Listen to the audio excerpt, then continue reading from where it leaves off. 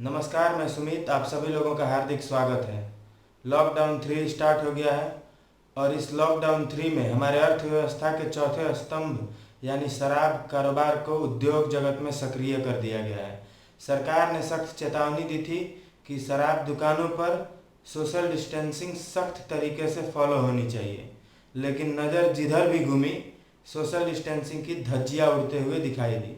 इससे एक बात तो साफ हो गया है कि देश में अभी भी ऐसे बहुत सारे लोग हैं जिनको कि जान से ज़्यादा जान की चिंता है, और ये जाहिल लोगों के कैटेगरी में ही आते हैं और इनका कोई दूसरा कैटेगरी नहीं हो सकता है।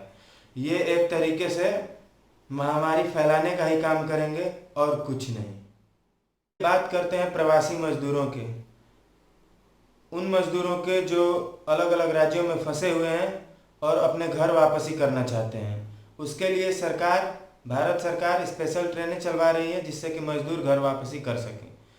ठीक है, ट्रेनें तो चल रही हैं, लेकिन इसी बीच एक खबर उड़ी कि प्रवासी मजदूरों से घर वापसी के बदले किराए वसूले जा रहे हैं। अब जरा सोचिए आप कि वो मजदूर जो दिहाड़ी मजदूर हैं, वो सारे के सारे प्रतिदिन काम करके पैसा कमाने वाले मजदूर हैं और उनको एक महीने से कोई काम नहीं मिला है। उनको खुद खाने के लाले पड़े हैं। ऐसे में वो घर वापस जाने के लिए किराया कहाँ से देंगे? या तो वो कर्ज उठाएंगे, नहीं तो कुछ गलत या कुछ भी करेंगे, लेकिन घर तो वापस जाना है। इसी बीच सोनिया गांधी कांग्रेस अध्यक्ष हैं, उन्होंने सरकार पर आरोप लगाते हुए एक ऐलान किया कि जो भी मजदूर घर वापस जा रहे हैं उनका किराया कांग्रेस पार्टी अपने पार्टी फंड से देगी। इस ऐलान के बाद, कांग्रेस अध्यक्ष के इस ऐलान के बाद बीजेपी यानी कि भारत सरकार के तरफ से ऐसा बयान आता है कि नहीं, ऐसा कोई भी किराया नहीं लिया जा रहा है, मजदूरों से कोई भी किराया नहीं लिया जा रहा है। मजदूरों से सिर्फ 15% किराया लिया जा रहा है, 85% किराया सब्सिडाइज्ड कर दिया गया है। और वो जो 15% किराया है वो राज्य सरकारों पर छोड़ दिया गया है। अगर राज्य सरकार चाहे तो वो किराया दे सकती है सीधे केंद्र सरकार को, या सीधे मजदूर को वो किराया दिया जा सकता है, या अगर राज्य सरकार का मन हो तो वो किराया नहीं भी दे सकती है। ये ऐसा भारत सरकार का कहना है। लेकिन ऐसा आज तक के एक रिपोर्ट में कहा गया है कि बहुत सारे मजदूर जो झारखंड फिलहाल उतरे अपने घर वापसी के दौरान, उनसे बातचीत के दौरान बहुत सारे मजदूरों ने ऐसा कबूल किया कि उनसे किराया वसूला गया है। 700 से 800 रुपए के बीच में घर वापसी के बदले ट्रेन का किराया वसूला गया है। अब ट्रेन का किराया वसूला गया है कि नहीं वसूला गया है, ये कितना हद तक सत्य है, ये तो जांच के बाद ही पता चलेगा। वैसे भारत सरकार खुलकर सामने आई है और उन्होंने खुलकर कहा है कि आप इसका जांच करवा सकते हैं कि कोई भी किराया नहीं वसूला गया है। सिर्फ 15% किराया वसूला गया है मजदूरों से, जिसको कि राज्य सरकार को देना है।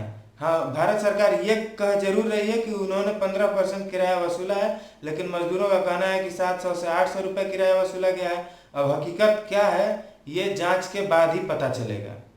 ये तो रही मजदूरों की बात और घर वापसी की बात। अब थोड़ा बात करते हैं बिहार की। बिहार में नीतीश सरकार है, सुशासन की सरकार है। इनके लिए कुछ भी मुमकिन नहीं है, इनके लिए सब नामुमकिन है।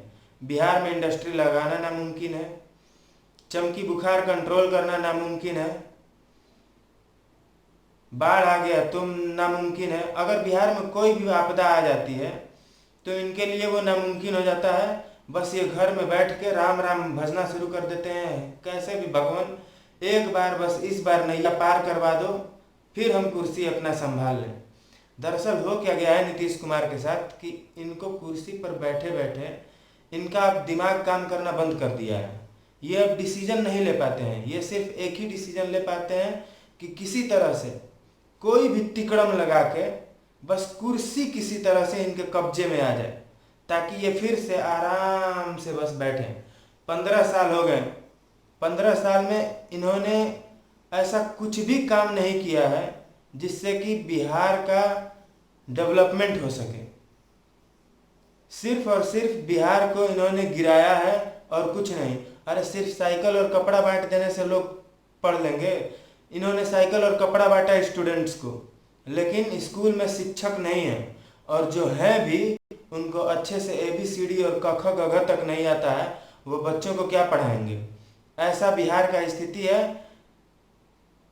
तो बिहार सरकार और नीतीश कुमार से निवेदन है कि कृपया करके आगे आएं। वैसे जिससे चमकी बुखार कंट्रोल नहीं हो सका, उससे कोरोना को कंट्रोल करने की एक्सपेक्टेशन एक बहुत बड़ी जोक है और कुछ नहीं, लेकिन फिर भी हम एक्सपेक्ट तो कर ही सकते हैं। बाकी आप सब अपना ख्याल रखें, घर पर रहें, घर पर रहने से ही सब लोग सुरक्षित हैं, शराब के चक्कर में ज़्यादा ना पड़े। अपना ख्याल रखिए। धन्यवाद। जय हिंद, जय भारत, हर हर महादेव।